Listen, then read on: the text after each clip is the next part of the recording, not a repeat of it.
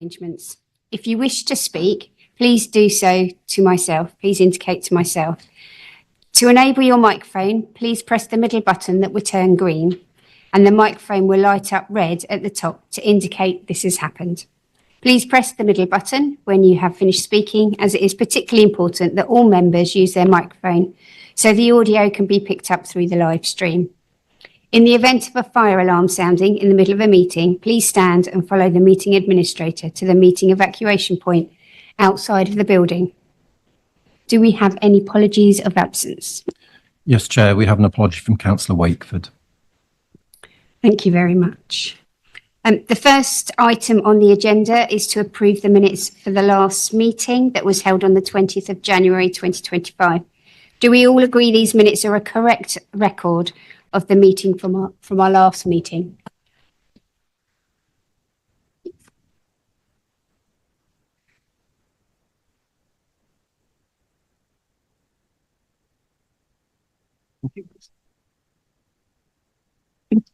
We'll move on to item 2 on the agenda, which is members' interest. Are there any members that would like to declare an interest in relation to any item on the agenda this evening? Councillor Corney. Thank you, Chair. We have item 3C and D as a ward councillor. Thank you very much. Councillor Niche. Thank you, Chair. I was declaring interest on 3A as previous cabinet member and portfolio holder. Thank you. Councillor Sanderson. Thank you, Chair. I declare an interest in item 3A as a member of the cabinet. Thank you. Councillor Brayton. Thank you, Chair. Items 3C and 3D, so I'm a ward councillor. Thank you. Councillor Pitt. Chair, so item 3A, I was a ward member while the plan's being developed. Thank you. Sorry, cabinet member, apologies. Councillor Clark. 3C and 3D. Thank you very much. And Councillor Slade. Thank you. It's 3A, so I'm a ward member and I chair planning. And I also need to declare an interest in item 3A as I am the wife of one of the cabinet members. So I will be stepping out for that particular item and my vice chair will be taking the chair for that item. So at that point, I will leave the room. Oh, do you? Sorry, Chair, through you, just in the interests of transparency, I should also declare that I led the Market Towns programme up until April 2022, before I became Chief Planning Officer. So again, in the interest of transparency, is to confirm my only activity in this application since 2022 has been that from a planning perspective. Thank you.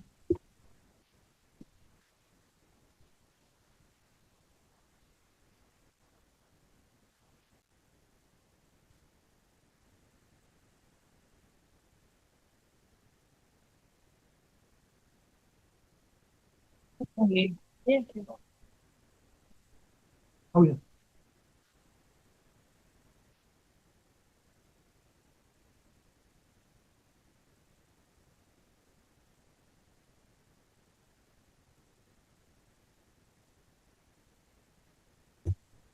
Thank you. Good evening, everyone. First, we would like to hear our report. Oh, is it on? Yep. I would like to hear a report from our planning officer, Andrea Dollard. No. Oh, sorry. Don't use this.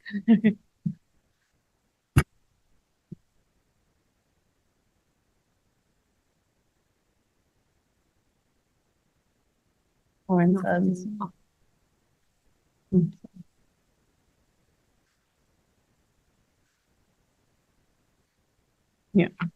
So item 3A, St. Neots. And our report is from Aaron Sands, please. Thank you, Chair, and good evening, members. So these applications are referred to Development Management Committee as HDC is one of the applicants. They proposed the conversion and erection of buildings following the demolition of 2 wings to the rear of the Old Falcon, comprising in total 14 number residential units and 2 number commercial units within use class E. The application is proposed on the basis of an enabling development with a view to creating a proposal that will secure the future of the listed building. So the site is outlined in red on this plan here within the town centre of St Neots.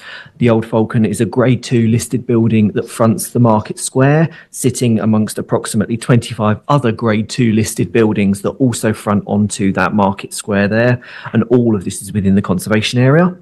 The area to the western edge of the site there in the faded pink is flood zone 3B, which extends over onto the other side of the River Great Ouse, which is Riverside Park to the far west there. This plan shows the areas that are proposed to be demolished, so retaining the main historic ranges of the Old Falcon and the Curtis listed boathouse. So in particular, I draw members' attention to the labels here: North Wing, Main Range, South Wing and Boathouse on these plans. Just to remind members as I'm going through the presentation, that's generally what we'll refer to these as. So this is the ground floor and site plan. So the yellow flashing outline there is the footprint of the buildings that are to be demolished. The light grey is the new build elements there. The dark grey is the building to be retained. The residential elements are largely located to the rear of the site, to the western edge there. The lighter grey bit in the middle there is the service area that would serve both the commercial units, which are in the red, fronting that Market Square, and the residential units. And I'll just highlight that boathouse on the edge there, which is curtilage listed. So this is a historic aerial view from 1950, which is shown from roughly above the river there. So you can see the core, historic core of that building there. So that's the South Wing, the North Wing, the Main Range there, and the curtilage listed boathouse. You can also see the location of where there is some more modern fabric that is also proposed to be demolished that wasn't there in 1950, and a slightly more historic rear extension on the back there. So this is a view from Riverside Park far west there. So that's the boathouse that you can see on the frontage to be retained. And the southern wing is just in the background there with the Main Range. You can also just see the top of the lean-to, which is supposed to be demolished. And then a 3D view, which is roughly from the same location there. So here you can see the residential wings proposed either side as they extend further to the rear. And a higher level aerial 3D view there of the overall proposal. So you can see that these are the new build elements to the back here. The main historic core, this element to the front of the site, far east. The area of private open space that will serve the collective 14 units is here, and the boathouse shown here. And then 3D views from just inside the courtyard there. So again, on the left-hand side and the far right-hand side, those are the new build elements here. So see what else, that is the South Wing, the North Wing. It's just the point here. You can see the step down as it approaches the river frontage there. And just for orientation here, that window on the plan there is that window there. It's just two slightly different views there, and you can see the coaching arch, which just point out would be access for the residential units. So this is the Market Square, so looking at the Main Range here along the frontage, and the retained South Wing here. So the South Wing area is where new openings would be formed to facilitate access for service arrangements, bins and cycle storage onto Riverside Terrace. And then the proposed front elevation, which is largely just proposals to repair the existing arrangement here, retaining that form and pattern of that most prominent frontage onto the Market Square. So the application has been accompanied by quite a substantial amount of investigation. So the photos over the next few slides are just to give an overview of some of those investigations here. So members can understand its current state, the extent of the works that are being looked at to save the central core of that building. So these are some of the internal photos of the main range here, showing some of the historic elements of the site, including the fireplaces, floorboards and stair treads and risers here, some of that timber work on the ceilings. So there are quite significant structural defects in the building as it stands at the moment. You can see some of those here. So this is the coaching arch in the bottom left corner there. So there's been elements of work that have been used to facilitate to maintain that coaching arch, splicing in some timbers already that have been carried out, and further works are needed as it is propped at the moment. I draw members' attention particularly to this southern gable here. So there is some significant structural issues with this. You'll see some photo later from the inside of that. It is the location of a bat roost where there is a natural incline licence outside of planning currently going through the process to consider removal and relocation of that bat related or dependent on the planning permission before you tonight. And I'd also draw members' attention here. So you've got some of the plaster work is failing here as well. And that would be subject to what we refer to as an opening up works condition, whereby in any consent that is brought forward, the plaster would be removed. We can then understand the state of the fabric and the timbers that are behind that. It will be subject to detailed conditions to agree the schedule of repairs. But until such time as that can be carried out, which can't happen until listed building consent would be granted, there is, we don't understand the full extent of the state behind that plaster. So the building's also been subjected to a dry rot investigation here. So you can see a number of the areas identified here as a selection. So there's the photos with the rot hound there pointing out areas where dry rot has been identified. And you can see that in the red arcs, the solid red arcs shown in this floor plan, which is just the first floor. And some of the dashed red arcs there are potential presence of dry rot. These are some of the investigations into the structural timbers, particularly amongst the roof here. So the red marks shown on the plans there show where there's been elements of decay or where some timbers have split and some failed. You can see that there is in this south wing roof end there is light coming through, and you can also see the deflection on that floor as well. And then some views of the boathouse here. So particularly there are some holes currently within that roof, which you can see is resulting in some of the wet that is coming in the damp on the ceiling here. There has been some cracking, it's highlighted in the yellow circle up there in that roof edge and in the walls. And just moving back to that ground floor and site plan here. So it is recommended that members delegate approval to officers subject to resolution of matters of flood risk and securing biodiversity net gain. So the flashing line here is the rough denotation of flood zone 3B for context. And while the open space to the south will also be secured as part of the net gain, officers are reviewing the technical process to secure the rest of the off-site elements needed to meet the legal requirements. Members are reminded that there are two applications here. It's recommended that members vote on the application for full planning permission first, followed by the application for listed building consent. As set out in the report, it is considered that subject to resolving the outstanding matters, the balance would weigh in favour of supporting the proposal as an enabling application, but on the terms set out in the recommendation on section 9 on pages 34 to 35 of your agenda. Thank you.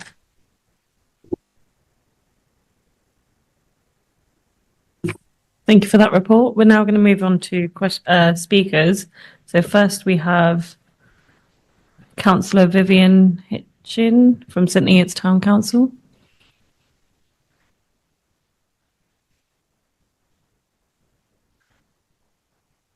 Thank you for joining us tonight. If you press the middle button on the microphone, and you'll have 3 minutes, and the time will start when you start to speak. Thank you. Good evening, Chair and members of the committee. My name is Vivian Hitchin, and I am speaking on behalf of St Neots as the consultee parish for this application. We are pleased to see this long vacant building being brought back into use. The Old Falcon Hotel is an important part of our town's heritage, and its redevelopment represents a major step forward in the regeneration of the Market Square and High Street. For too long, this building has been an empty and deteriorating structure in a key location, and its current state has been a cause of concern for residents and visitors alike. This proposal not only removes what has become an eyesore, but also revitalises a significant historic asset, ensuring it contributes positively to the town once again. The mix of commercial and residential spaces within the development will bring more people into the town centre, increasing footfall and supporting local businesses. By introducing new commercial units, this scheme will help create a more dynamic and attractive high street, strengthening the overall economic sustainability of St Neots.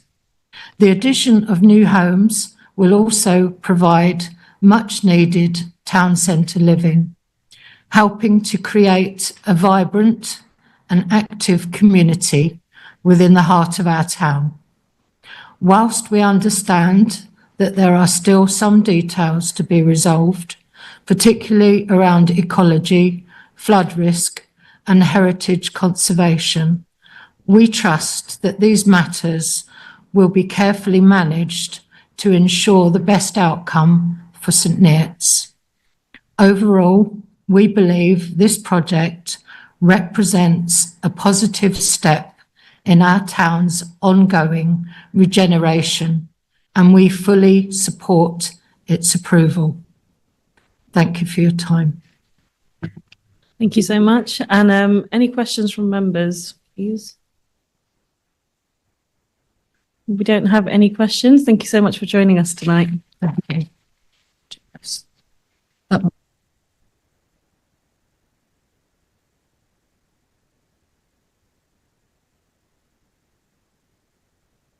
Our next speaker is Andrew Shaw, and he'll be joining us online.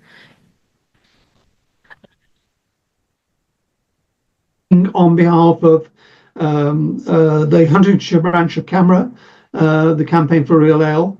CAMRA is broadly in agreement and improvement of this proposal. We would just like to add one specific caveat, which is that as an important historical asset, a key building on the rejuvenated Market Square, we believe it's important not just simply to preserve an important listed building, but to allow local residents and visitors to the town to fully enjoy that listed building, and that implies public access.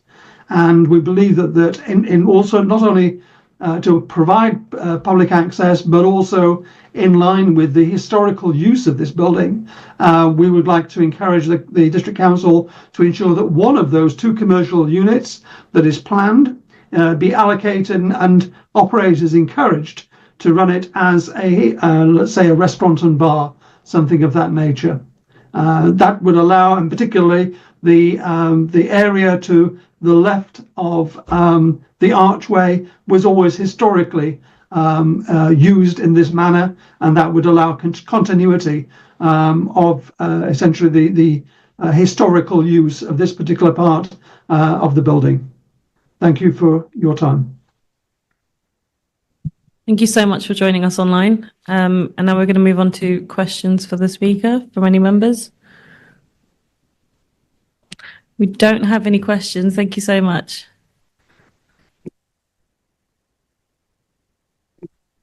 Our next speaker is Dr. John Burgess, who is our agent, and Christian Shields, sorry, who will also be joining for any questions from members.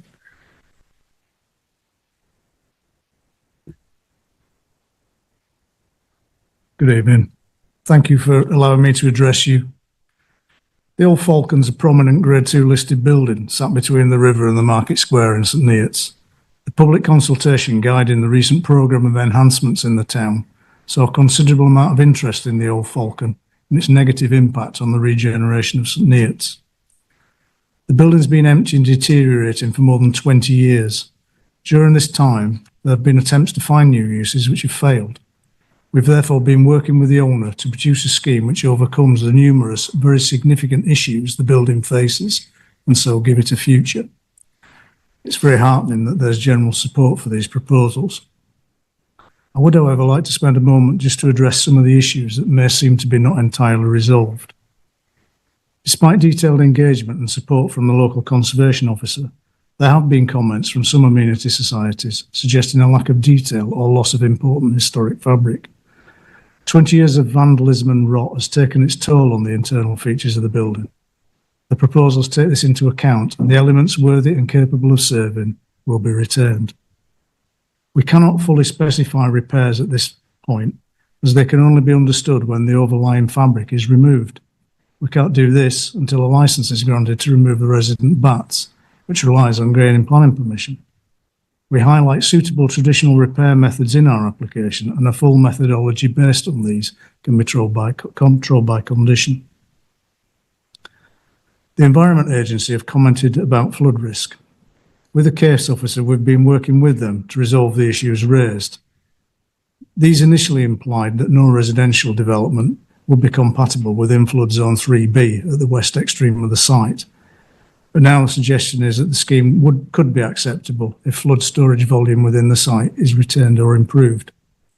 Our experienced flood risk consultants advise that the risk to future residents, given the additional flood protection measures proposed, is less than for the current use, which includes some residential. The building footprints are no greater than on the existing site, and so the risk of reduced flood storage is minimal. We're confident that when the Environment Agency provide further information about what else they require, this can easily be provided. This, like many restoration projects, has necessitated detailed viability work. This shows that sadly, use as a pub or hotel is no longer viable due to the significant restoration costs and the lack of demand, as shown by the number of empty bars and restaurants in the town. However, we propose a flexible commercial use for the 2 ground floor units, which gives the opportunity to attract such a use. Viability is key to the Old Falcon's future. The restoration of listed buildings, especially those with historic timber frames, is extremely costly. Converting such buildings to meet modern fire safety, noise and environmental standards has further challenging cost. The unfortunate reality is that the building has such a conservation deficit that any other option would be impossible to deliver due to the significant repair costs and ultimate value of the Old Falcon itself. It's an important moment for the Old Falcon. Without this proposed new use, the building will soon be lost. Thank you so much for that. I've got one sentence. Oh, you can carry on. No worries. Thank you very much. Given all the constraints, and as the report by your officers agrees, this is the best and possibly only chance of breathing new life into the Old Falcon and securing it for future generations. Thank you. Thank you. Any questions from members?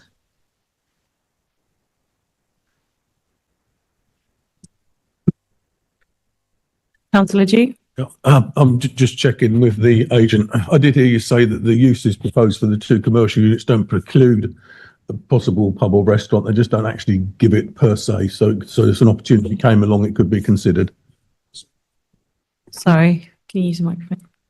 It's a general Class E use, so that obviously covers quite a wide range of potential things which come in. But obviously the idea of retaining that on the front, the 2 units, is one of those is the most historic part of the building, as you probably know. Right, thank you very much. Thank you. We're going to move on to questions of clarification from the officers. You can sit down if you want to. Thank you.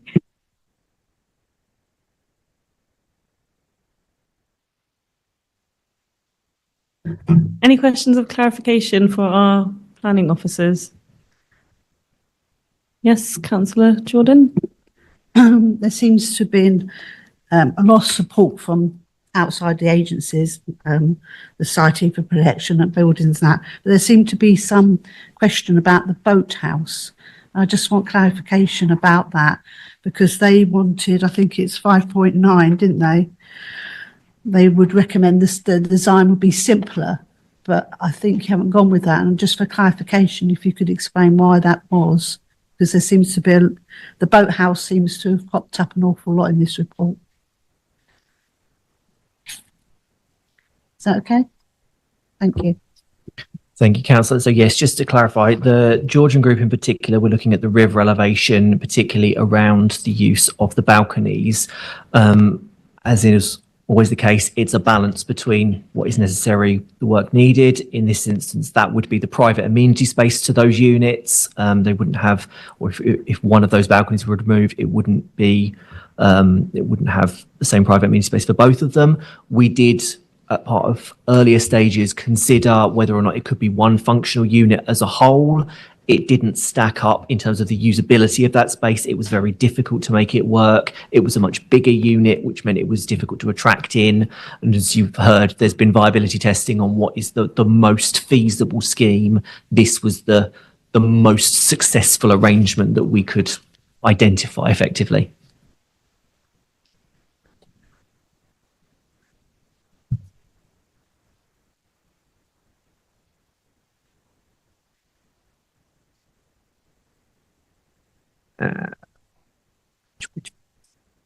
Sorry.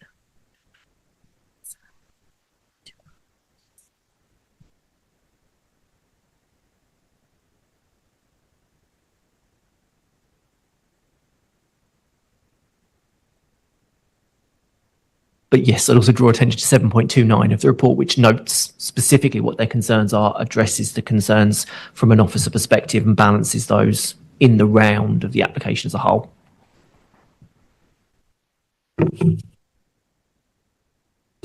Next, we have Councillor Gorson. Thank you, Chair. I note on here that the Environment Agency, I've got a couple of questions, sorry. The Environment Agency object, and it says ongoing discussions are underway. Have you got any other feedback on that as to what the ongoing discussions are regarding the flood risk? And the second question is around the sequential test. One of the key parts, if the sequential test is required, it's one of the key parts that we ask for. Excuse me.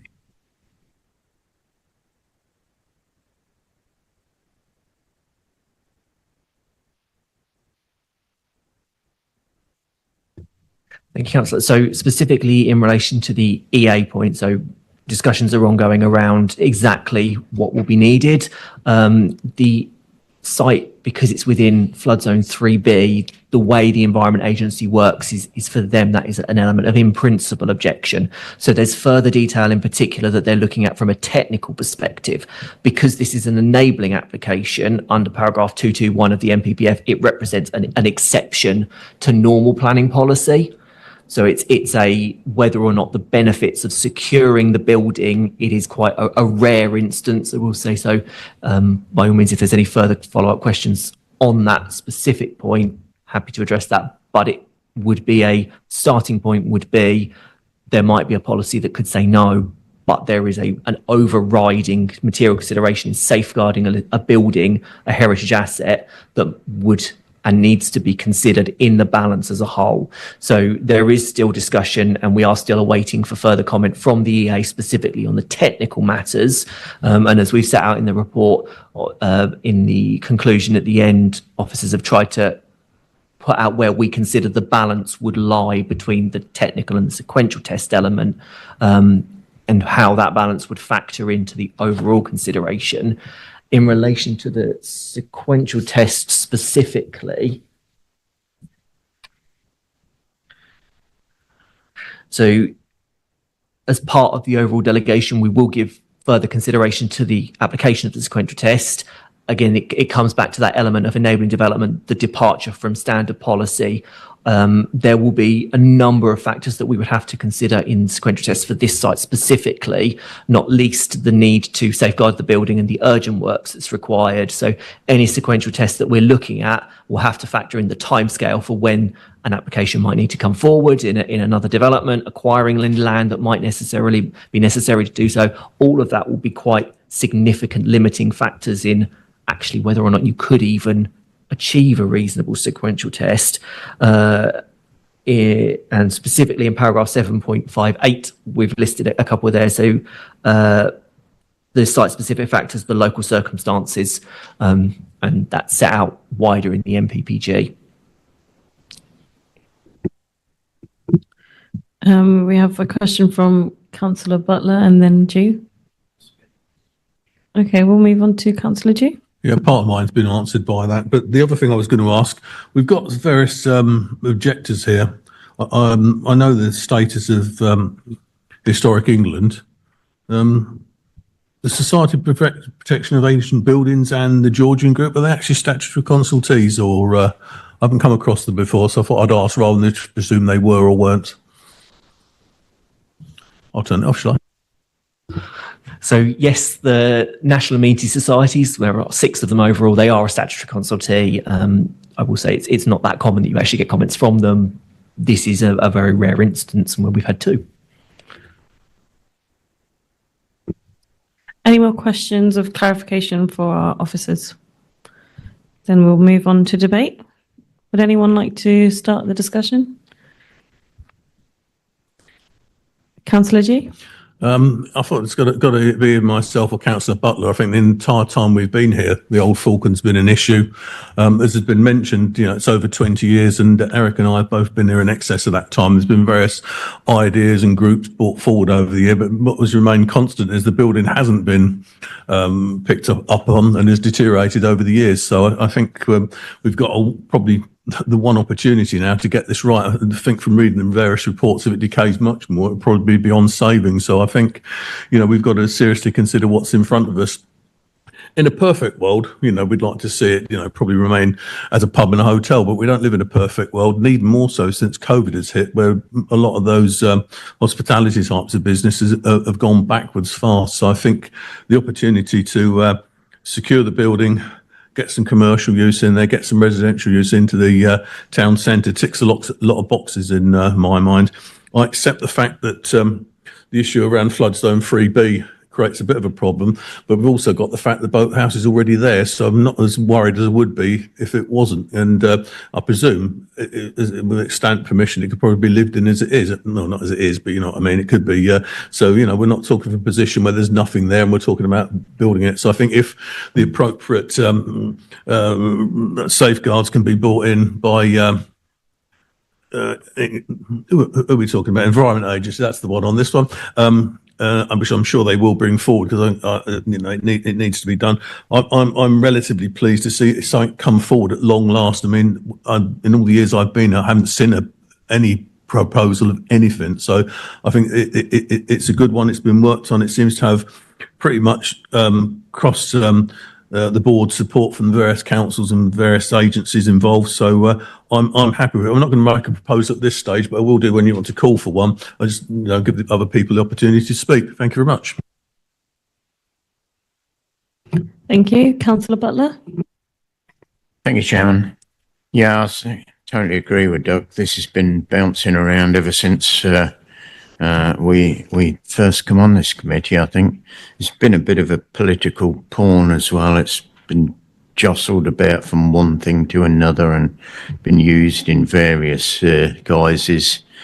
Yeah, I quite like this. I mean, looking at some of the photographs we had of some of the internal rot and whatever's going on in there, there is an awful lot of work obviously to be done in there.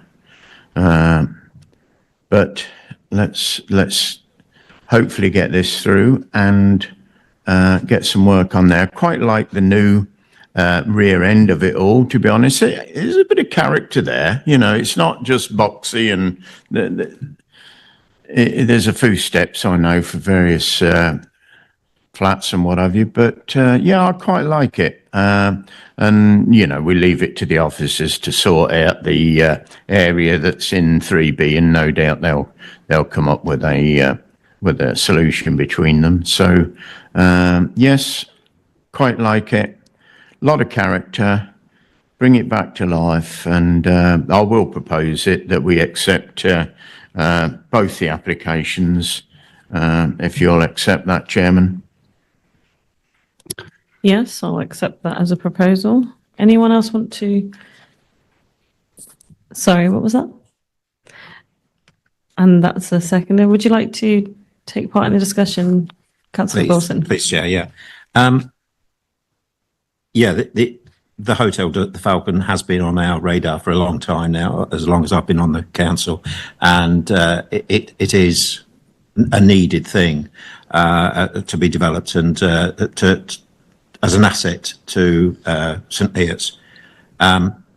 Issues I have are still around the mist around the flood requirements. It's being delegated. It's come to us with a bit of information that we could have helped us a lot more make the decision, but it does seem like quite a few key decisions we're passing on for delegation, and that was my concern. But on the whole, I think that it is an asset to the town. It is needed. It does look good. I'm just concerned that it is being delegated and it hasn't come with a lot more information so that we could make the decision and move it forward ourselves. I think the where the flooding is, there's the more properties that will now be habitable properties are going to be within the flood zone 3B. But that said, it sounds like we'll be leaving it to the officers and the flood risk requirements to come up with the proper things to be done. So with that, I'll leave that. But I have my concerns and issues as to why it's delegated.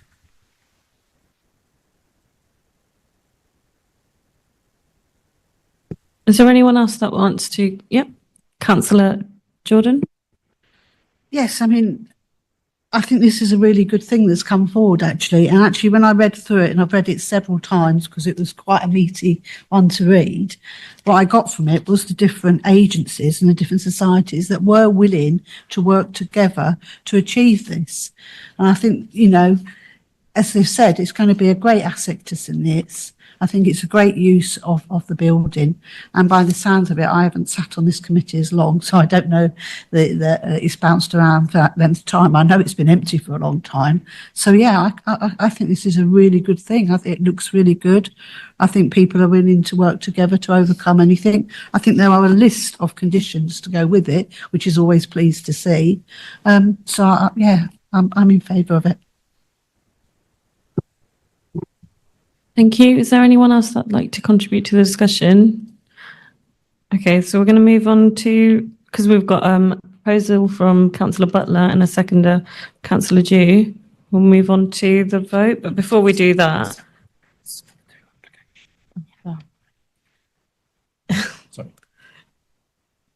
So I'm just going to pass over to our planning officer, Aaron Sands.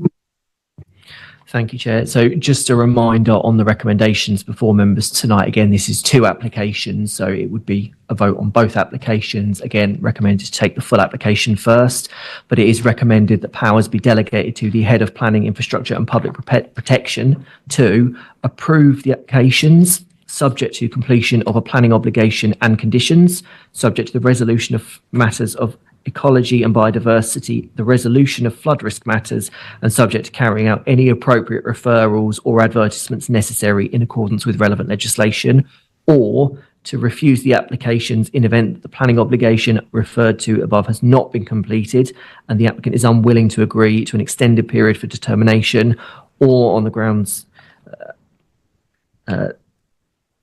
or in the event that matters of ecology and biodiversity and flood risk cannot be satisfactorily resolved. Thank you. Councillor Butler, do you agree with the recommendation? Yep. And Councillor Dew? So we'll move on to the vote. All those in favour? This is on the Oh, application. for the Yeah. full application. Yeah, okay, right, thank you. In favour? 1, 2, 3, 4, 5, 6, 7, 8, 9. And abstentions? Thank you. Okay, so that's approved. So that's approved. Thank you very much.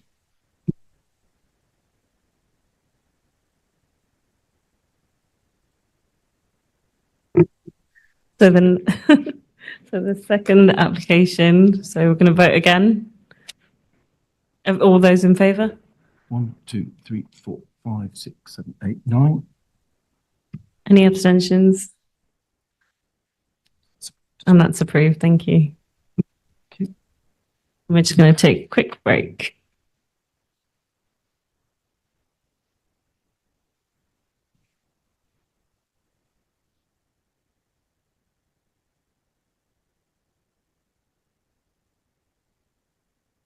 The wasn't that clear about conservation. It's fine. Yeah, it wasn't the best word you recommendation actually, because you've got the start approve, and then you've got the vote, and then the vote or refuse. It's normally approve this one or refuse, and then approve or refuse. Oh, yeah, yeah.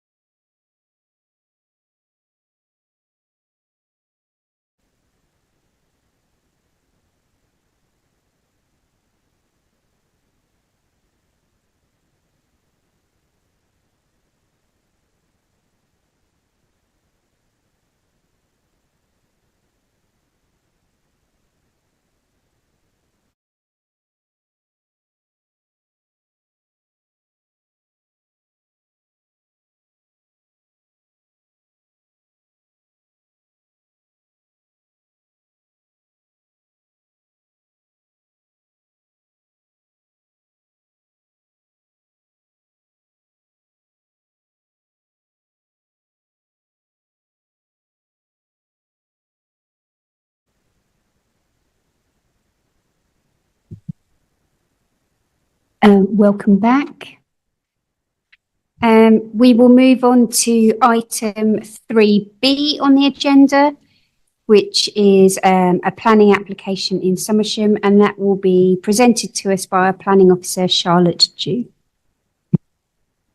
Thank you, Chair, and good evening. This application has been referred to committee as the officer's recommendation of approval is contrary to the Parish Council's recommendation. This is a full application for the change of use of Park Orchard to provide 3 Gypsy Traveller mobile homes, associated tourer parking, the laying of associated hard standing, and a proposed day room to replace the existing mobile home on land at Hilltop Orchard off St Ives Road, Somersham. Due to an error indicated in paragraphs 7.10 and 7.11 of the officer's report, the wording of the paragraphs has been replaced with the text shown on this slide.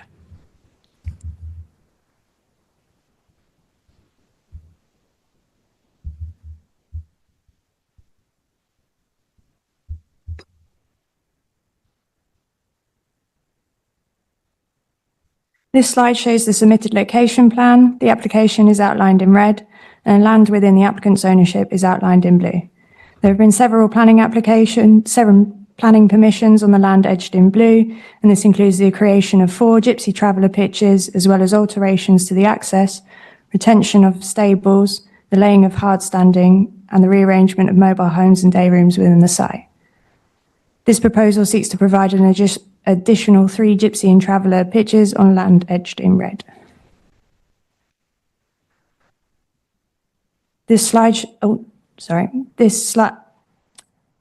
comprises of a parcel of land west of the 3 mobile homes within Hilltop Orchard, and also includes the existing concrete base for the mobile home adjacent to the site frontage, just over here. To the south and west of Hilltop Orchard are arable fields, and to the north is Meadowcroft, which is a residential dwelling set within a large plot. The development would utilise the existing vehicular access of St Ives Road.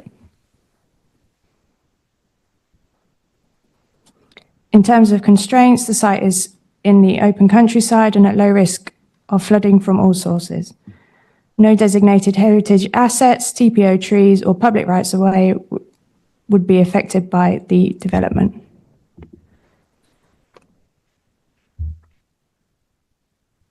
On the top right of the submitted block plan are the proposed 3 mobile homes, just over here, and adjacent to that would be the Tora caravan parking. To the east, indicated here, would be the location of the day room. Whilst the parish concerns are acknowledged in respect of overdevelopment, officers consider the scale of the proposed development, 3 pitches, to be relatively minor.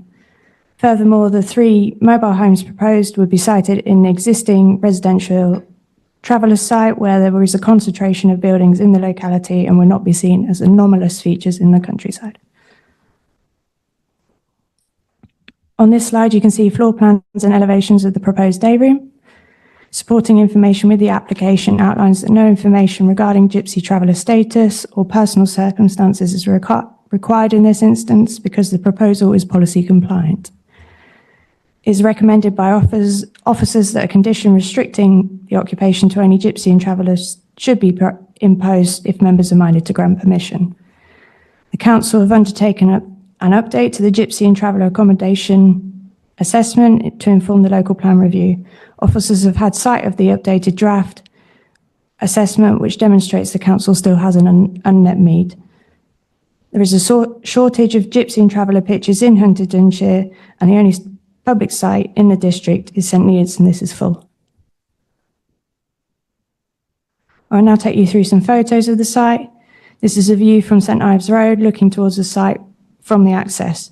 In the foreground, you can see the permitted day room, and in the background, you can see the permitted 3 mobile homes in the wider orchard site, just over here. This is a view from the site access from St Ives Road. As you can see, the site is well screened from public view by the existing hedgerows. The scale and siting of the proposed development, coupled with the existing landscape screening to the roadside boundary, would satisfactorily mitigate the visual impacts of the proposed development. This is a view of one of the 4 mobile homes within the wider Hilltop Orchard site. The proposed siting of the 3 pitches would be set well back behind the site and existing pitches and adjacent to the trees and hedging on the boundary with Meadowcroft. This is a view from the site access looking towards the main parking and turning area and day rooms permitted under the previous applications. To summarise, the wider Orchard Hill site benefits from 2 previous planning permissions for gypsy and traveller pitches, 4 in total, for which the permission was not granted on a personal basis and as such can be occupied by anyone who meets the definition of a gypsy traveller as defined in Annex 1 of the planning policy for traveller sites. In this instance, because the proposal is policy compliant, the application was not accompanied with information regarding gypsy and traveller status or personal circumstances. It is considered there is a lack of alternative accommodation for gypsy and travellers within the district, and as such, the officer recommendation is for approval subject to the conditions listed here and at the end of the officer report. It should be noted that officers have included another condition which was not detailed in the officer's report. It is recommended a condition is secured to ensure the eastern boundary on the hedgerow of the wide Orchard Hill site is retained, as the application can be implemented as a standalone permission. Thank you, Chair. Thank you very much. And we now come to the speakers on this particular application. Our first speaker is Councillor Bill Bruce from Somersham Parish Council.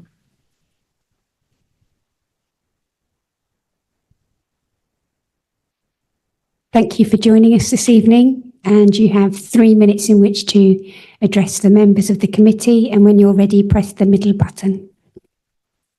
Am I working? Oh, good evening, Chair. Good evening, councillors. My name is Bill Bruce.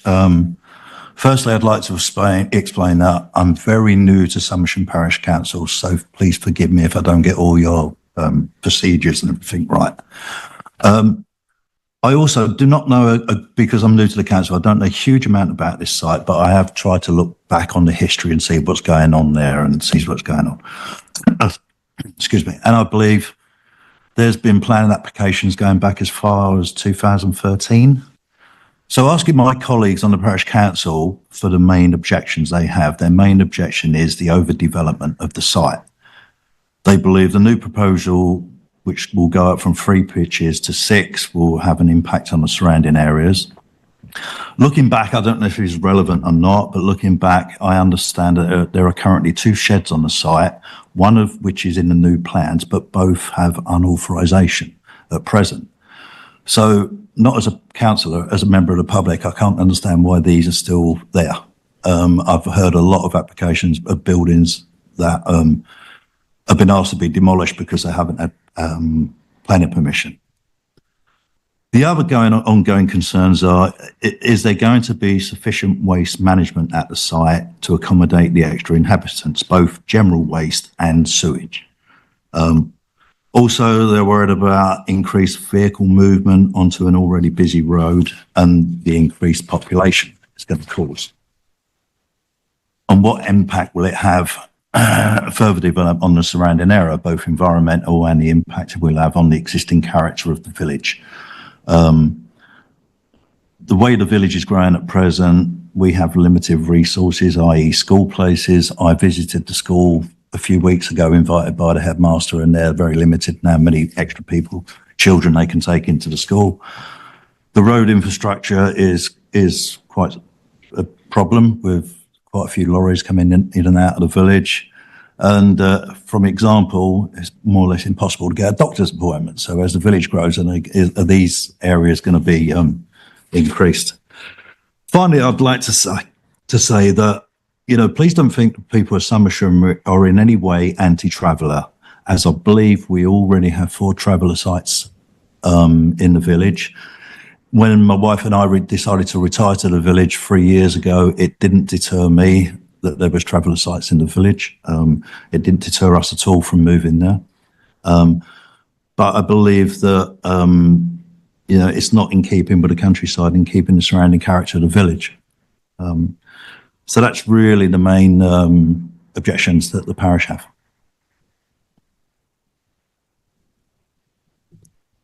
Thank you very much for addressing the committee.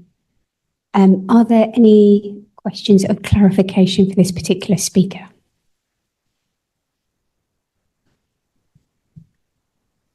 There are no questions of clarification, so thank you very much for joining us this evening.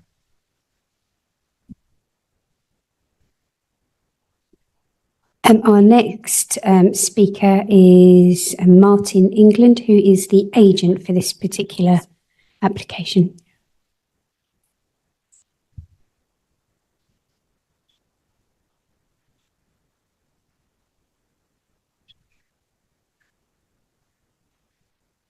Welcome, and you have 3 minutes in which to address the committee, and when you're ready, you may start speaking. Your microphone is engaged, so you can start. Is that it? Yes.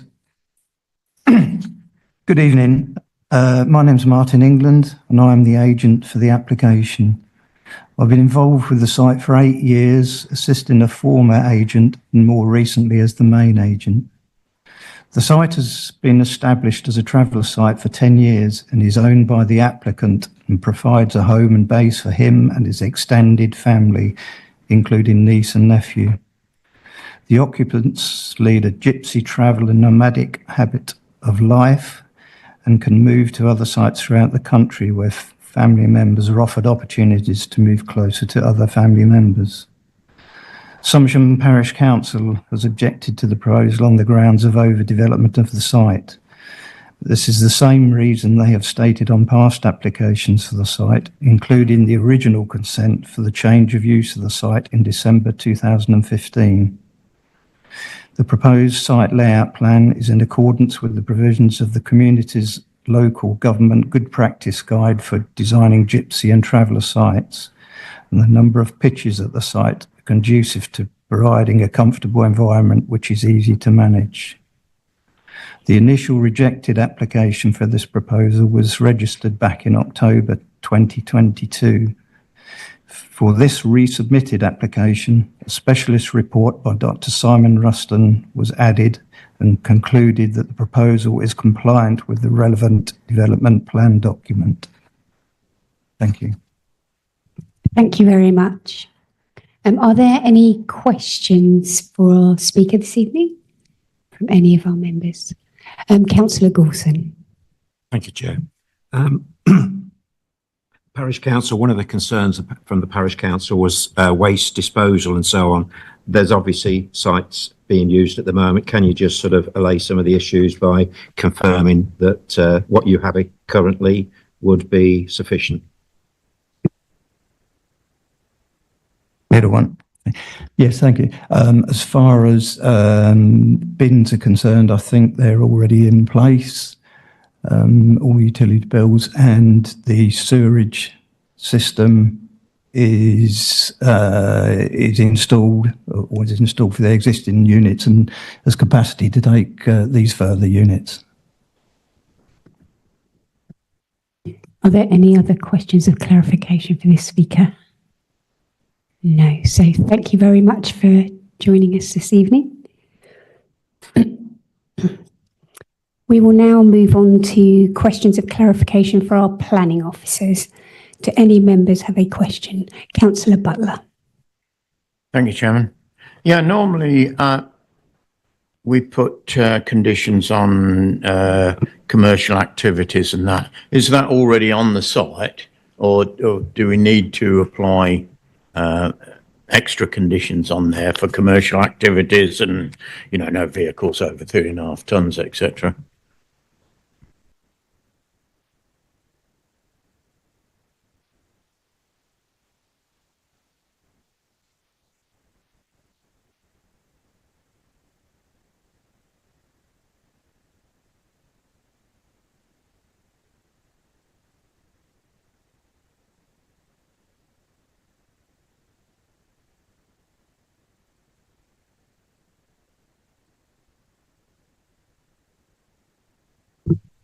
Okay, we'll come back to you with that. We'll just take another question.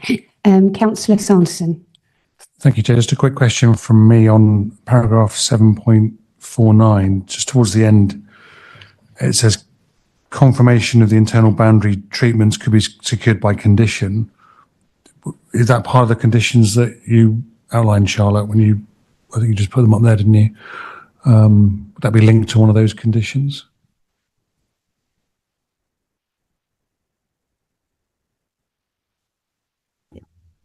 Yes, I believe so. Yeah.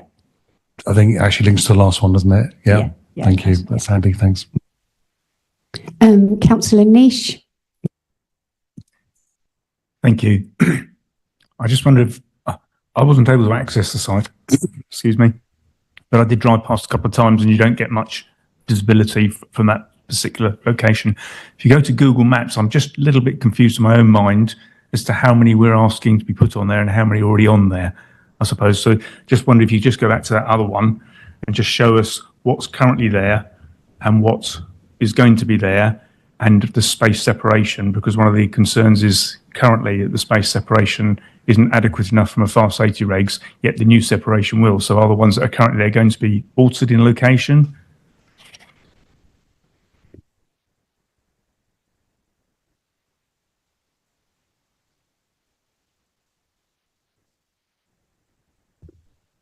So this will be the plan that will be approved as part of the permission if members are minded to grant permission.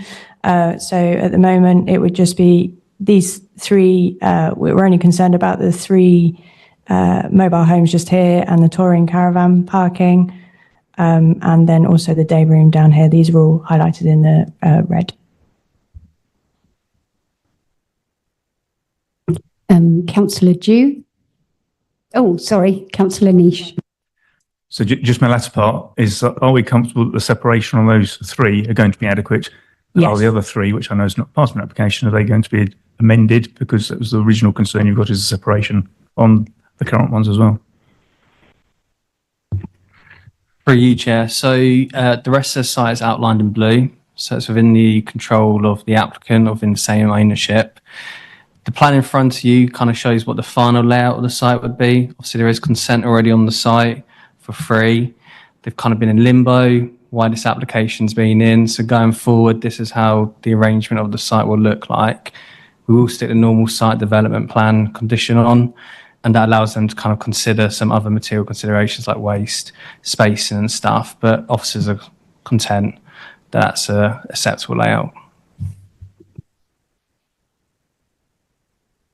Councillor Dew. Yeah, just a question on the current policy. I'm right in what I heard that we've still got a deficit on sites in Huntingdonshire, if not Cambridgeshire. So that's a relevant policy we have to consider. Thank you. So in terms of our needs, it's been put forward to us in appeals and other applications that we've got an unmet need. We have seen a draft assessment, which does confirm an unmet need. They're still under review, so we don't have an exact number, but it's definitely something that we can give weight to. That as officers, we are content there is an unmet need for gypsy and traveller pitches in the district. Thank you, Lewis. Councillor Niche. Thank you. Is a clarification back on needs again, because I hear you say that we've got unmet needs, but we don't know whether we have enough or not enough. So it's an interesting question as to the weight on that. I suppose specifically when we're aware that there are other sites that have got vacancies. I think it's one you probably can't answer because we haven't got the actual survey completed yet. Is that correct? Simple answer, yes, that is correct. I think in terms of do we have alternative sites put forward for the gypsy and travellers? No, we don't. So like we said, the St Neots is the council-owned site, that's full. We don't have any allocated sites for gypsy and travellers. I think this site itself is in flood zone 1. It's got previous consent for 3 pitches on there, and it's been deemed previously to be policy compliant. So it's a balance of all those material considerations, understanding that we do have an unmet need, we don't have alternative accommodation, and that in the officer's view is policy compliant. So it's the weighing up of all of those that officers have come to a recommendation of approval. Thank you. Are there any other questions of clarification for our planning officers? There are no other questions. However, we'll bring in our planning officer just to clarify some other points. So just to go back to Councillor Butler's question in regard to conditions, we will impose a condition in regard to the vehicle tonnage and then also the commercial activity. So no commercial activity shall take place on the land as in accordance with the previous permissions on site. Sorry. I just have another point. So the parish raised additional issues that were not in their original consultation. So just to go over them quickly, in terms of the visual impact of the 3 mobile homes, they'll be screened by the vegetation at the front at St Ives Road. In terms of unauthorised development, this is an enforcement issue, and this application is only concerned about items within the main red line boundary. In terms of waste management and sewerage, this is covered by section 7.16 in the officer's report, and this would also be addressed in a management condition. Thank you, Chair. Thank you, Chair. Thank you very much. If there are no other questions of clarification, we will move on to the debate. Who would like to start the discussion for me? Councillor Brereton, thank you. Thank you, Chair. The site as a whole appears big enough, so I wouldn't say it was too many going on there. County Council Highways say that the access is okay. The site's well screened, and the GTAA states that there's an unmet need at present, so I can't see a problem with it myself. Thank you. Thank you very much. Councillor Butler.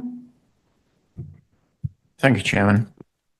Yeah, we've known this site for many years now. It's always tidy around what you can see, gated, doesn't seem to create many problems.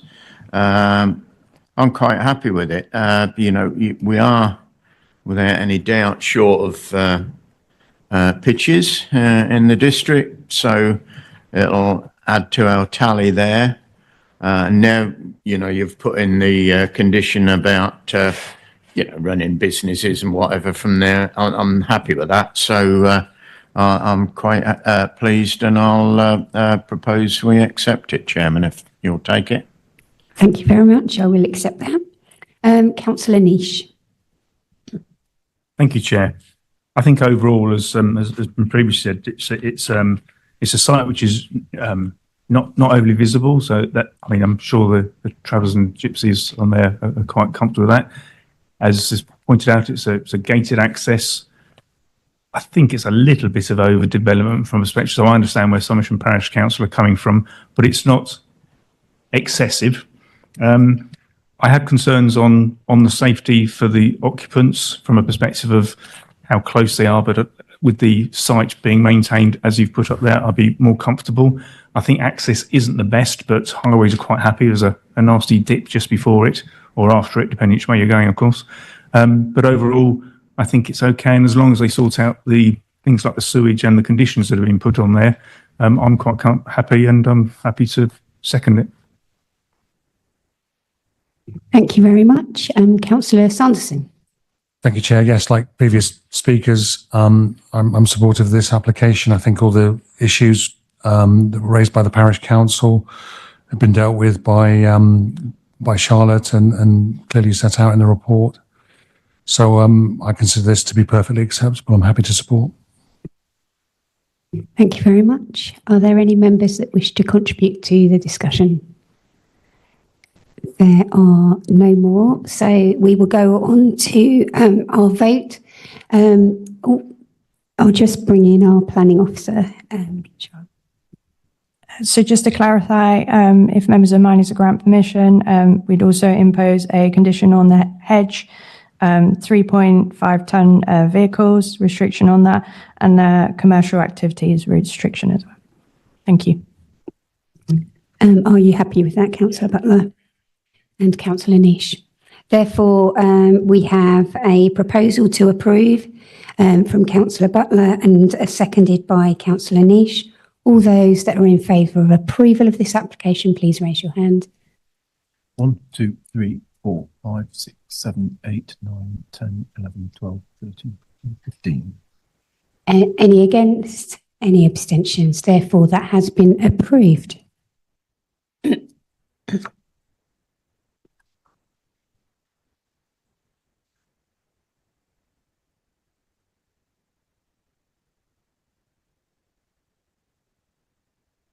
We will move on to item C, 3C on the agenda.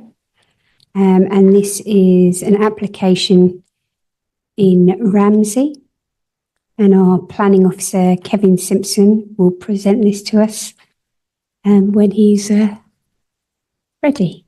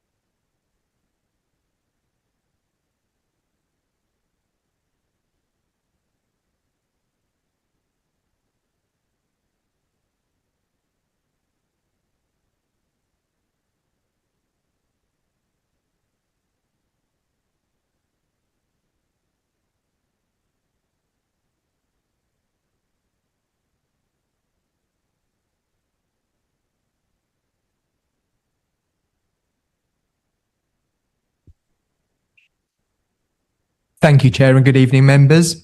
So this application is agenda item 3C, which is pages 81 to 98 of your reports pack. And it relates to an application to remove 2 conditions from an existing permission, which was granted in 2017. The application relates to an established Gypsy and Travellers site on Middle Drove, Ramsey Heights. A temporary permission of 5 years was granted under the 2017 application for 2 static caravans and 2 touring caravans to be located on the site.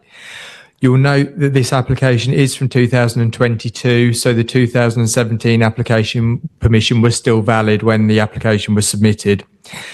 So the 2 conditions in question related to condition 2, which limited the permission to 5 years, which was simply due to its location within flood zone 3A.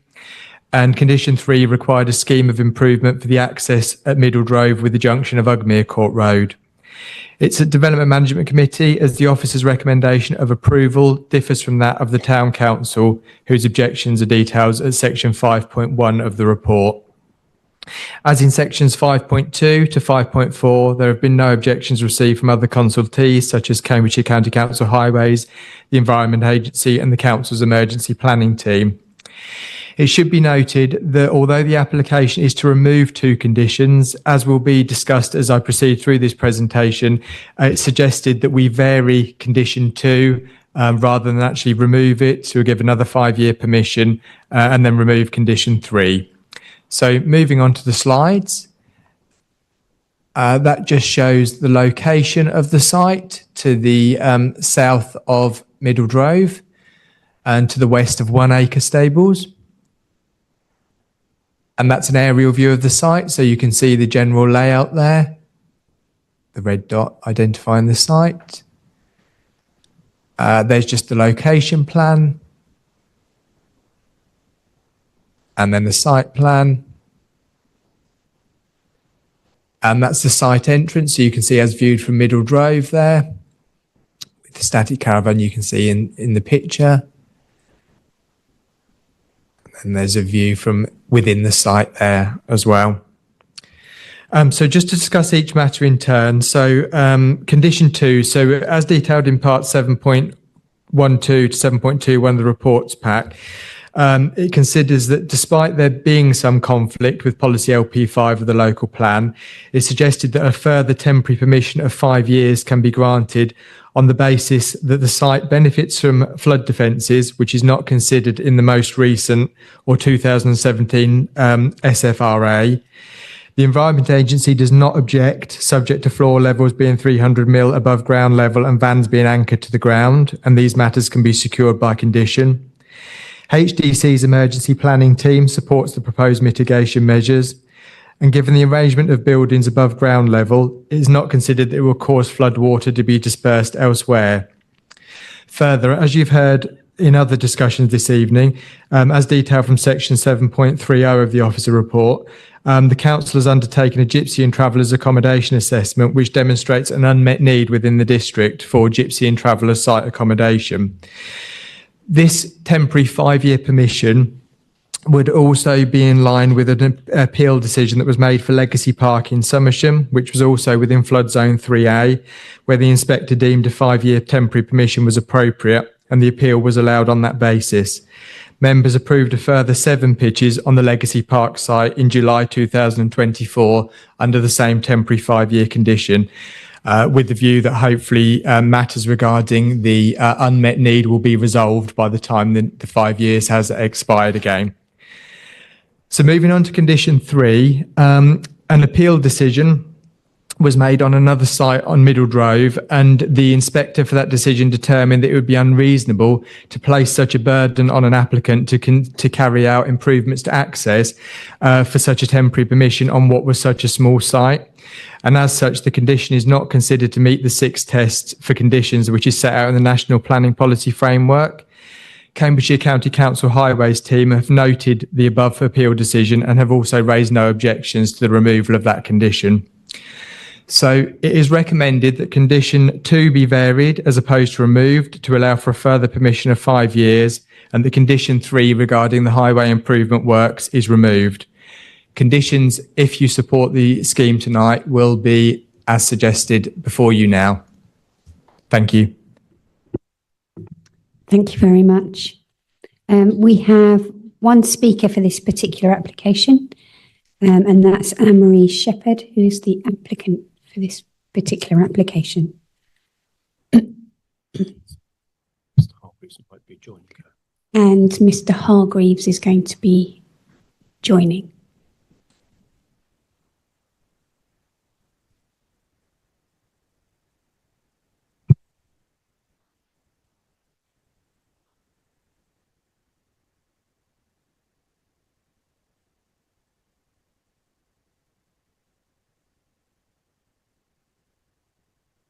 Yes. So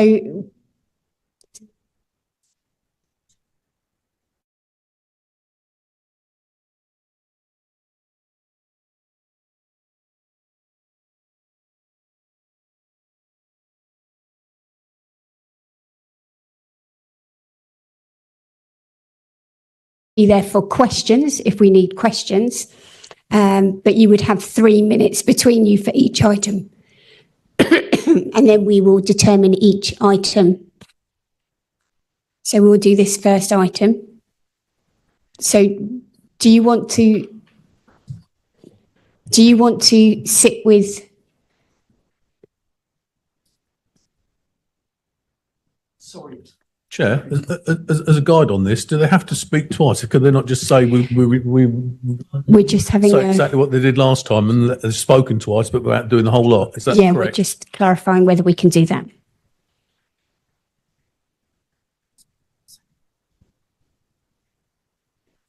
Okay.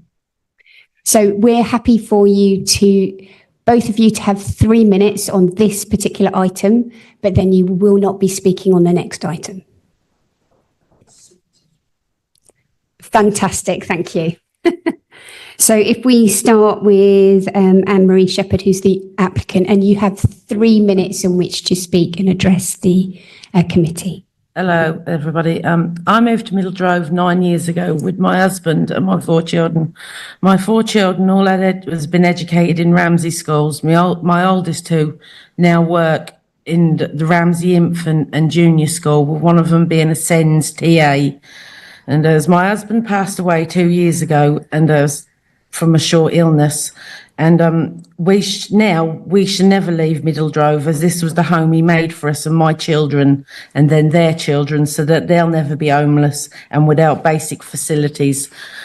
And I appreciate like you're willing to give me another 5 year, but I would ask you to consider, would you a permanent permission, so that me and my children can have peace of mind that we have a permanent home, because we shall never leave Middledrove now. And also I'd like to add that the upkeep of Middledrove is down to the Travellers family that all chip in and pay towards the repairs, and they all carry the work out down there. And thank you. Thank you very much for addressing us. Are there any questions for this particular speaker? There are no questions, so thank you very much.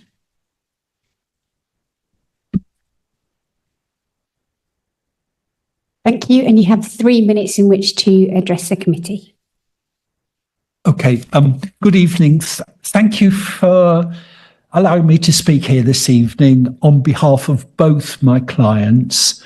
They've already both had 5-year temporary permissions. They do not want second temporary permissions.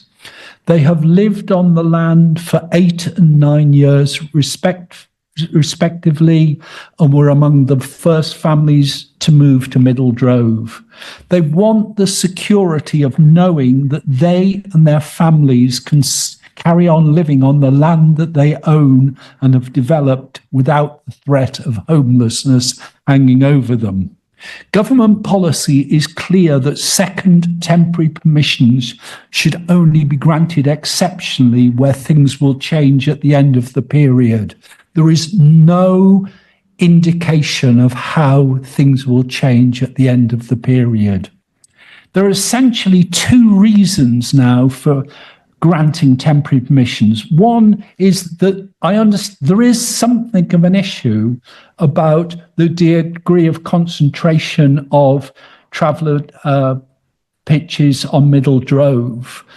But through the local plan, the council will need to identify homes for quite an increased number of travellers. Middle Drove will have a role in that, and it would be unreasonable not to allow those who have lived there the longest to stay. The second issue is about flood risk. Flood risk works very differently in the controlled environment of the fens from the rivers. It's very different from along the Ouse Valley. The Environment Agency has not identified a risk from its infrastructure. It said the council needs to get information from the IDB, an Internal Drainage Board. I know that Lewis has failed to get the technical support from the middle level commissioners, and they're difficult to deal with. But the reality is that flood risk is highly managed in the fens. It isn't a real risk. And if there was a flood, because it's so flat, the water would spread like a thinly across the ground and people could move out. There isn't a risk of any reality, and caravans can be moved. With a further 5-year temporary, my clients will have lived on the land for 13 and 14 years. It's unrealistic to believe there will be anywhere else to offer them at the end of the 5 years. So I would respectfully ask the committee to approve permanent permissions, and this will reduce the scale of need which you will have to deal with through the local plan, and it will avoid us all having to come back in another 5 years' time to consider further applications and temporary permissions. Thank you very much. Thank you very much for addressing us. Are there any questions of clarification for this particular speaker? There are.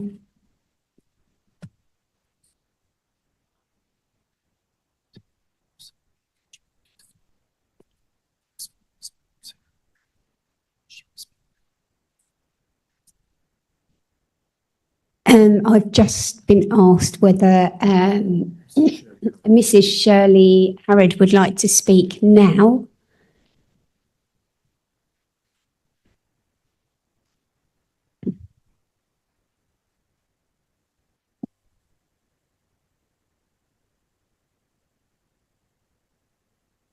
Hiya, thank you for letting me speak, everybody. I've been on the site for 8 years. I split up with my husband 8 years ago. We had nowhere else to go. We moved on the pitch. I put my children in full education, but 5 of my children, out of 1 of them, is severely disabled.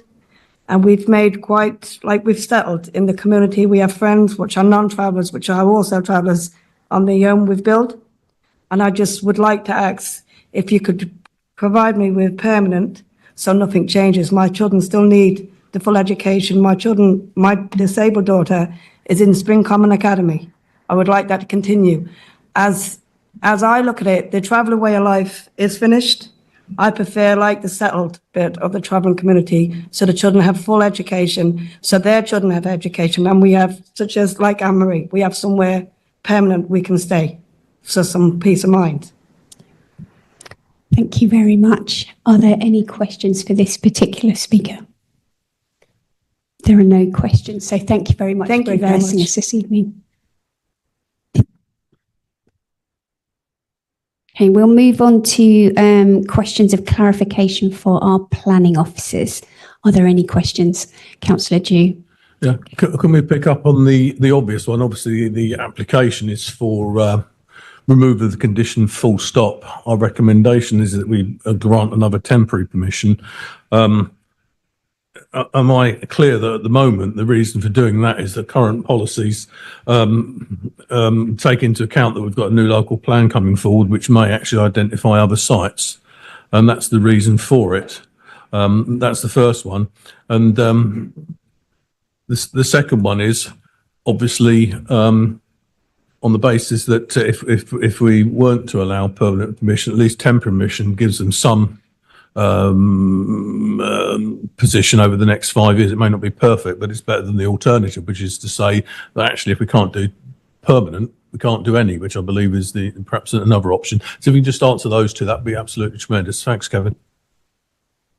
Yes, thank you, Councillor Dew. So yes, that is the situation as you understand it, is the temporary permission basically on the grounds of it being in flood zone 3A, and within the next 5 years, hopefully with the local plan update, new sites would be identified through that. Sorry, remind me of your second question. Apologies. I'm trying to remember where I was now. To do with the fact that there's two options tonight. If we either allow the application, or the other end alternative is you actually, if you don't allow it, you refuse it. In which case, we're in an even worse position. So the temporary might be not the best, but it could be a good solution. That's what I was asking. Thank you. Yes. So that seemed like the reasonable route for us. As you say, it wasn't ending the permission, which would expire after the temporary permission given in 2017. Which has actually expired, of course, given the passage of time. So it seemed reasonable for us to do that, which is what we feel comfortable to do, I guess, given the situation that it remains in flood zone 3A, but of course the unmet need that we've discussed earlier this evening. Thank you, Kevin. Thank you very much. Councillor McAdam. Thank you, Chair. I've got a lot of sympathy with the people who've spoken tonight. When people have lived in a place like this for so long, it's very unreasonable, in my view anyway, for them to be forced to move. I agree that I feel we should at least give them the temporary permission of 5 years. However, my question really is, over this time, is there any possibility that we might be able to come back and give them permanent permission? Thank you. So I think currently where we're at, as Kevin's outlined, that we're currently going through the process of updating our local plan, and that's why the recommendation is for another temporary consent. Of course, things can change over the next 5 years. We're still waiting for the G&T assessment to come out, should demonstrate need. There's also a number of other applications down Middle Drove. We've got application one that was at Legacy Park, Somersham, that came to committee last year. So that was a temporary consent. So on that basis, that will come back with further information. As the agent has highlighted, there's more work to be done with the middle level commissioners or IDB and the EA around this point. So it's very much not a full picture, and we acknowledge that.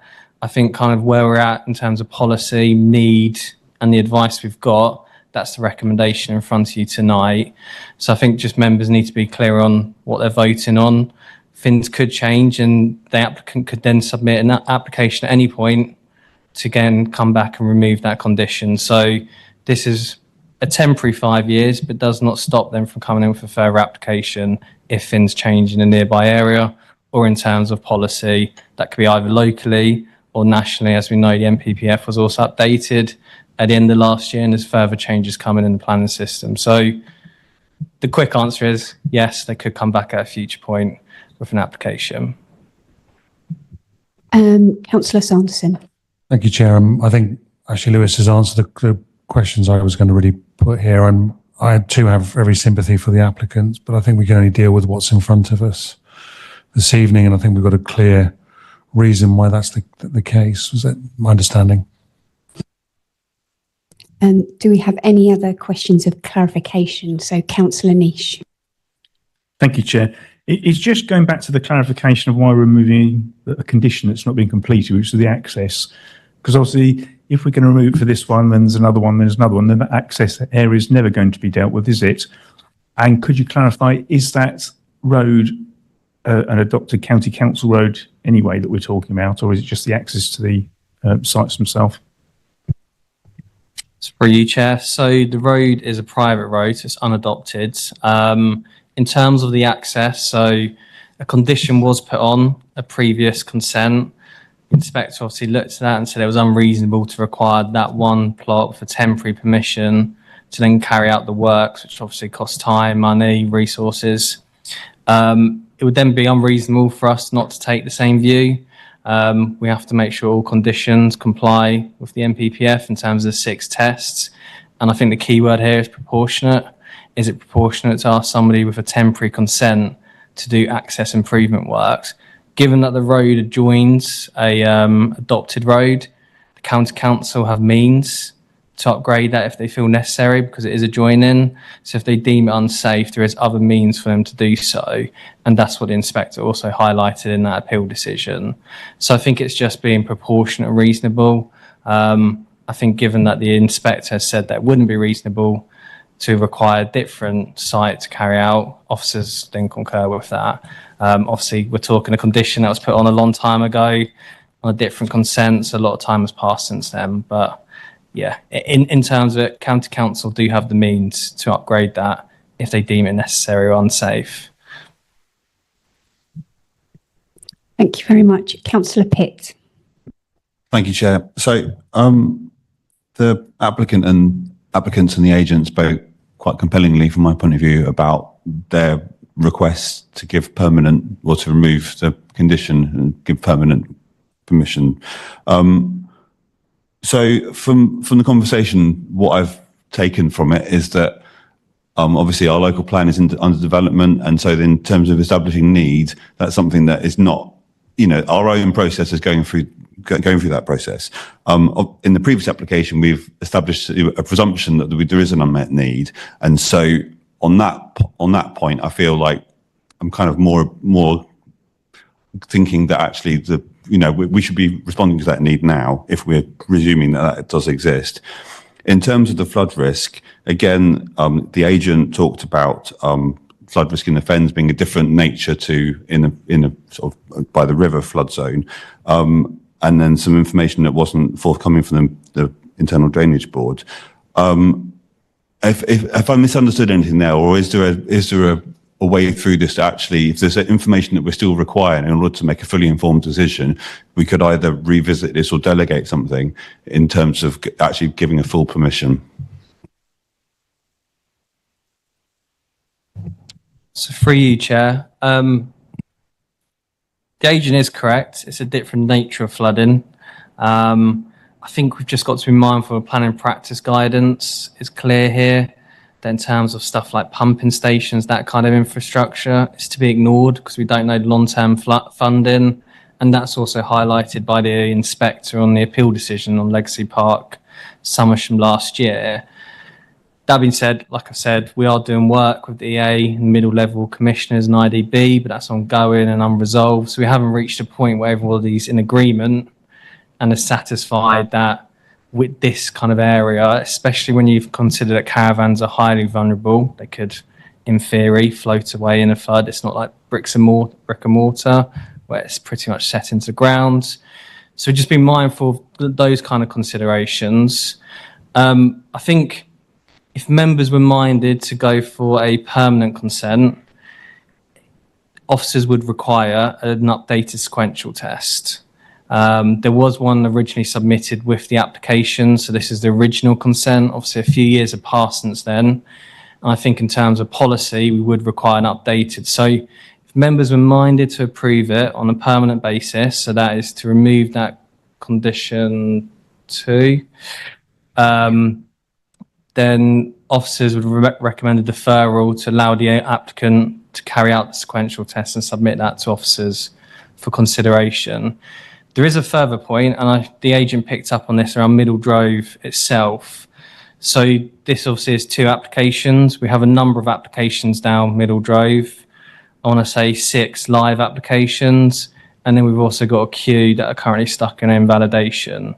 So when we're considering all of those applications together, and then looking at kind of the nearest settlement, Ramsey Heights, it's consideration of when you do a permanent approval for one, you must consider then, is it reasonable not to permanently approve others down there?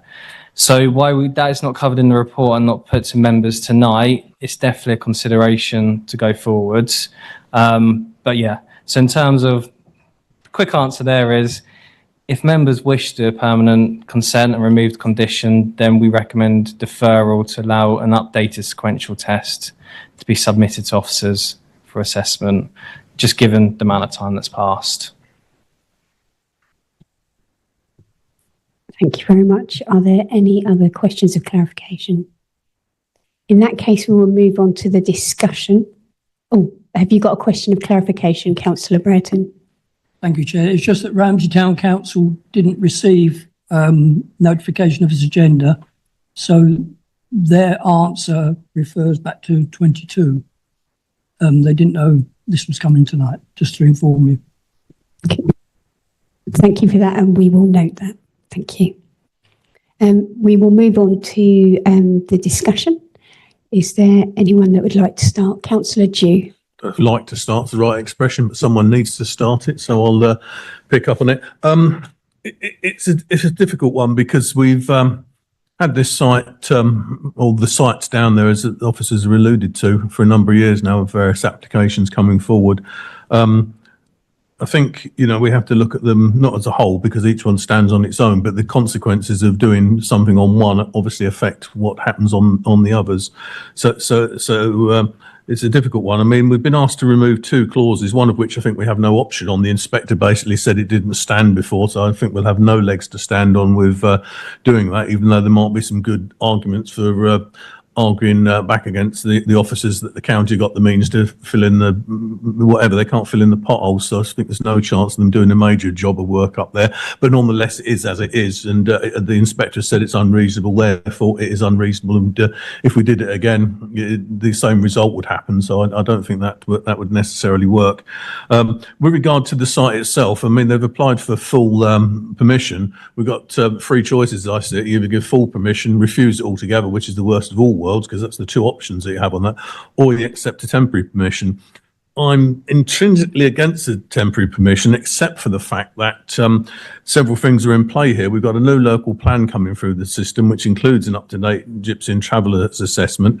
I know from when I took one of these through a few years ago, when I held Tom's position, I've still got the bloodstains on my knuckles from the various problems I had in areas, because at the end of the day, the Gypsy and Traveller community needs somewhere to go, and it invariably clashes with where people think it should go. We've tried to allocate sites as part of our plan in the past, and not failed dismally, that's the wrong expression, but found it very, very difficult to do so.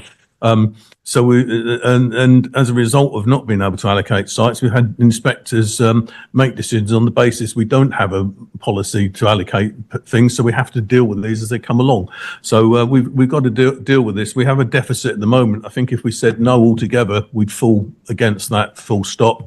I have the greatest sympathy with the first applicant, which is what we're talking about at the moment. I remember one of the first sites I ever came across along here was one at Somersham, where at the time we went and visited the family who were there, and going back a few years later, talking to one of them when there was a further application, it became quite clear that it had assimilated into the community. They were involved in the local school, and one of them was extremely proud of the fact that he'd never learnt to read and write, and his daughter could use a computer and do all sorts of stuff. So, it gives people an opportunity that they wouldn't otherwise get. And I think at the moment, whilst I don't think we can give a permanent permission as much as I would very much like to. I think a temporary permission, as suggested, is the way forward. It's not perfect, but it's the best option we got tonight.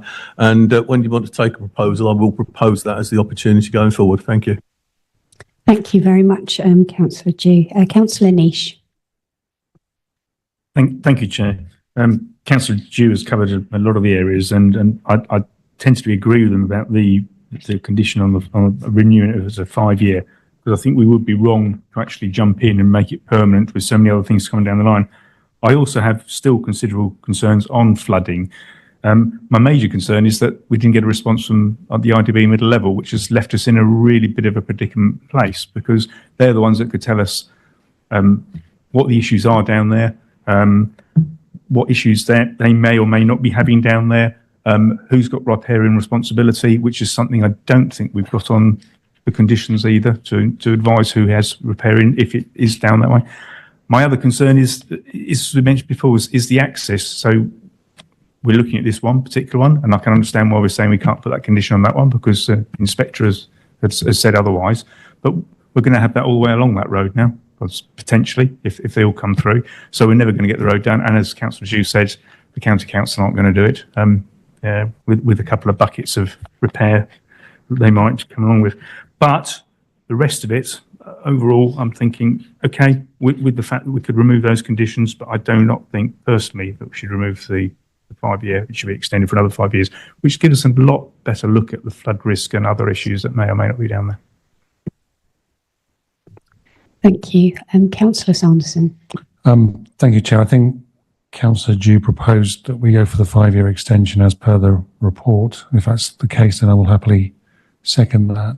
Is that correct? He said that he would further down the line, so I'm happy to take that as a proposal. I'll take that up as a proposal then. Councillor Zhu can second. There you go. Thank you. No, I think more seriously, as it stands, I don't think that we can, as Lewis correctly outlined, we can't approve permanently tonight without going through the sequential test. So that would require a deferral. I think with all the other things happening with the local plan, and whilst I fully understand why the residents are concerned about this, and I hope perhaps at some stage we can alleviate their concerns. But I think as it stands this evening, we should go for the 5 year approval. Thank you. Thank you very much, Councillor. Councillor Butler. Thank you, Chairman. Yeah, I'm in agreement with the temporary permission. After hearing what Lewis has said about what may be future applications there, there's an awful lot to come. And if you're going to go down the permanent road, you bring in LP27, which tends to muddy the waters a bit. You get in location, scale, does the area dominate the local village, and it gets very involved then. So I'd sooner not go there. I feel for the residents that are there at the moment. We'd all love planning, full planning on there permanent. It would add to our permanent sites anyway.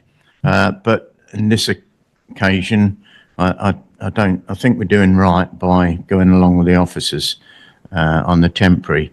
Having driven down there, which I suppose most of you have anyway, over the past years, it's quite tidy. The road used to be horrendous. It's now, okay, they're only road planings, but it's fairly smooth. You can drive down without hitting your head on the roof of your truck. And the sites that are down there are quite pleasing, actually, where it's gone from probably 20 years ago to being looking like probably a scrapyard. It's now quite tidy, and it's residential areas, and especially this one. I mean, it's very clean, very tidy, and that all aids to the acceptance of it. So I shall be voting for the temporary accommodation, Chairman. Thank you. Thank you very much, Councillor Butler. Are there any other members? Councillor Brereton. Thank you, Chair. I don't think it'd be fair on the applicant to defer it tonight. I think really the only option is to give them the extra 5 years, to give them time to sort out what they want to do next. Thank you. Thank you, Councillor Brereton. Councillor Pitt. Thank you. I think the thing that rings my ears still is the applicant talking about wanting the security and the peace of mind of having that home for the long term beyond 5 years. And 5 years goes past really quickly. So I do struggle with the decision that is on the table. However, I do also recognise that resolving flood risk issues isn't just about getting the right information. Actually, it sounds like a live investigation, and the outcome of those discussions is not just about getting information. The things need to be resolved, and so I can see why we're heading in the way that we seem to be. I do hope that when this comes back to us, the local plan, I think, is something for us to do. It's not, the residents should benefit from the way the council works rather than the resident has to fit around the way the council works. Having said that, I really hope that when they come back again, we're in a better position, and the information and the various agencies are working with each other to ensure that we can give the permanent decision, whether it's one way or another, but to have that, long-lasting decision that these, local people want. Thank you. Are there any other councillors that wish to contribute to this discussion? Therefore, I will move on to the vote. We've had a recommendation of approval from Councillor Sanderson, which has been seconded by Councillor Dew. All those that are in favour of approval. 1, 2, 3, 4, 5, 6, 7, 8, 9, 10, 11, 12, 13. And those against? And those abstaining? Thank you. Therefore, that has been approved. We will now move on to item 3D on the agenda, which our Planning Officer, Kevin Simpson, will present to us. Thank you, Chair. So yes, this is item 3D, which is pages 99 to 118 of the reports pack. And this is an application to vary conditions 1 and 8 of a permission granted in 2016 and remove conditions 2 and 3 of the permission, similar to the discussion we've just had on the adjacent site. So this again relates to a Gypsy and Travellers site on Middle Drove, Ramsey Heights. Temporary permission was granted in 2016 or under that application for the siting of 2 static caravans and 2 touring caravans. Condition 2 limited the permission for 5 years due to the location in flood zone 3A, and condition 3 required a scheme of improvement to the access of Middle Drove and Ugmere Court Road. Condition 1 was for the development to be carried out in accordance with the approved plans, and condition 8 limited the site to 1 pitch and no more than 4 caravans. This is at DMC this evening as the officer's recommendation of approval, or indeed variance of certain conditions, differs from that of the Town Council, whose objections are detailed at section 5.1 of the report. As in sections 5.2, the comments from Highways, Environment Agency and Emergency Planning are considered relevant to this case. So moving on to the slides, we've got the location, again to the south of Middle Drove, and to the east of the site we've just looked at on the previous application. That's an aerial view of the site there, you can see, and a location plan. This is the site plan approved under the 2016 application. And this is relevant because, of course, as I've just pointed out, the application also seeks to vary the conditions that related to compliance with the approved plans and the limitation of 1 pitch. So this is the proposed site plan. So you'll note now that we've got 2 pitches on the site. So one is to the south, and there's a new entrance there off the access track between the 2 sites. And then there's a side-by-side view so that you compare both of them, but it doesn't relate to an overall increase on the number of caravans that were allowed on the site or mobile homes allowed on the site under the earlier permission, as I'll go into shortly. So this also includes the erection of a shed and washroom on the site, and those are the elevations that show what those look like. That's a view of the site from Middle Drove. And you can see the access to the side there where you get access to the pitch at the rear.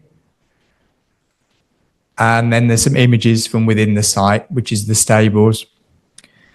So turning attention to each matter. So as I said, condition 1 required the development to be undertaken in accordance with the approved plans. The main changes are set out in section 7.29 of the report. But basically it covers the close border fence has been erected between the front and rear pitches, so thus creating 2 pitches instead of the 1 that was originally approved. There's a separate access that I just showed you on the track between 1 acre and 2 acre stables. There's separate gates to the 2 pitches, and then the addition of the wooden shed and partially completed washroom to the pitch to the rear. So given the separation into 2 pitches, this also requires the removal of condition 8 to be considered, because that limited the site to 1 pitch originally. The report at section 7.30 7.32 elaborates on this matter, but it's concluded that the scheme remains in accordance with the relevant policies in that respect. So in terms of condition 2, again referencing the flood risk matters, it's recommended that a 5-year temporary permission is given again, so varying the condition as opposed to removing it. Because of the flood risk matters we've already discussed this evening, which again would be in accordance with the appeal decision and decisions that members made on Legacy Park in 2024. And again, condition 3 related to the access improvements, and we're on the same circumstances that wouldn't be considered a reasonable condition to impose on a temporary permission on this basis. As I said, Highways have noted the above and raised no objections. To summarise, it's recommended that conditions 1 and 8 be varied, as well as condition 2, as opposed to removing it, to allow for a further permission of 5 years, and condition 3 relating to the access be removed. Conditions, if you support the scheme tonight, will be set out as shown on the next slide. Thank you.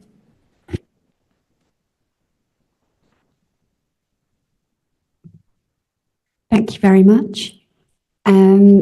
So we've already had the speakers for this particular application. So we will move straight on to questions of clarification. Are there any councillors that have questions of clarification from our planning officers? Councillor Niche. Sorry, I thought you were, yeah. Apology, I was trying to read something as well as put my hand up, and yeah, one of the conditions, and I'm just trying to see if it's on there, was which I missed on the previous one actually, was confirm it's the vested development rights. Excuse me, the removal of gates, or is that to be removed or not to be removed? That is the question. Thank you, Councillor Niche. So yes, just what that really should say is it's regarding boundary treatment. So it's the removal of permitted development rights relating to fences, gates, etc.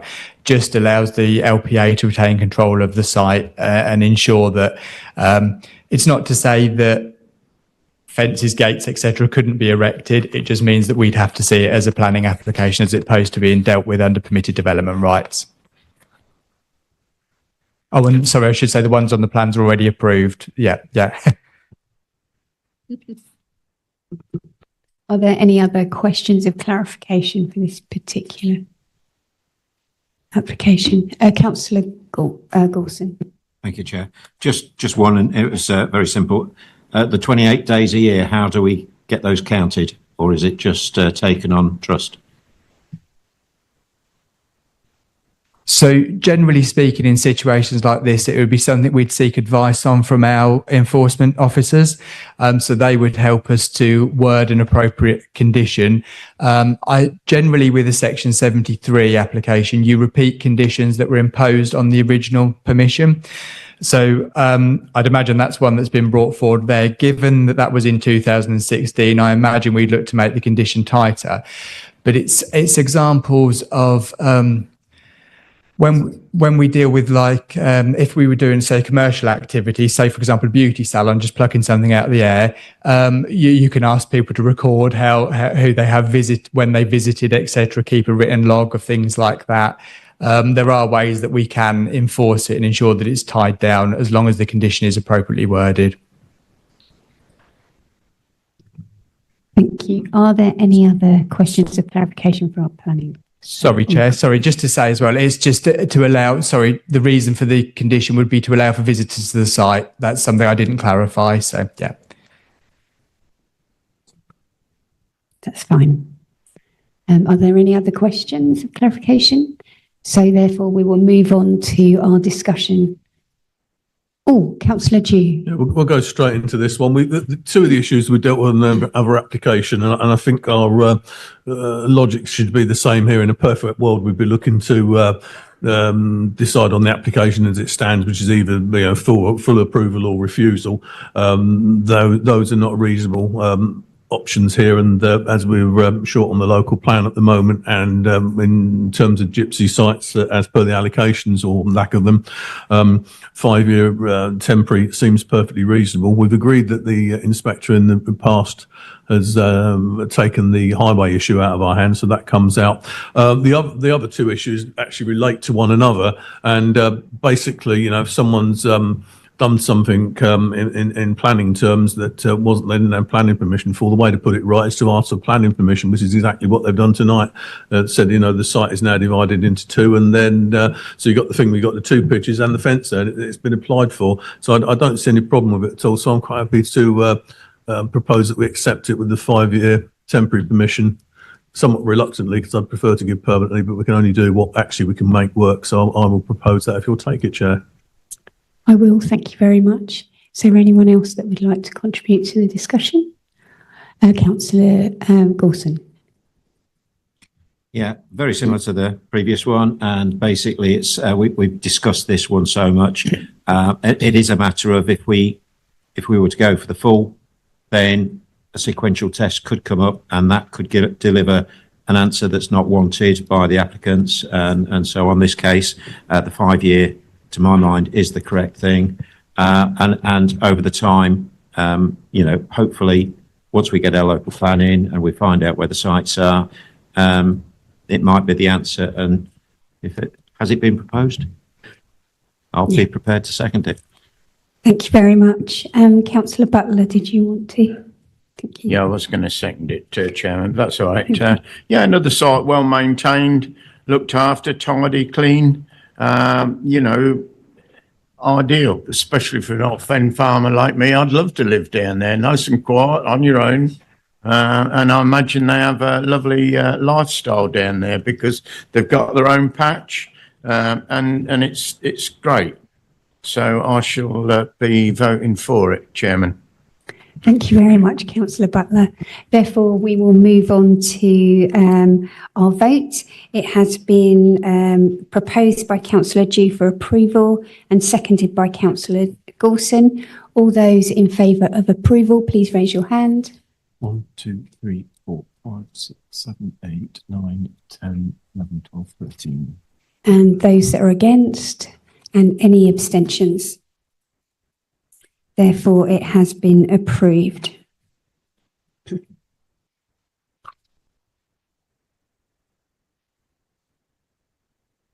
We will move on to item 4 on the agenda, which is the appeal decisions, and our planning service manager will give us that report. Thank you, Chair. A number of appeal decisions shared with you this evening within your agendas. As you'll see, most of those have been dismissed. Some interesting appeals amongst them there, but importantly, they're all publicly available. So I'd encourage you to have a look at them. Thank you, Chair. Can you confirm what split decision means?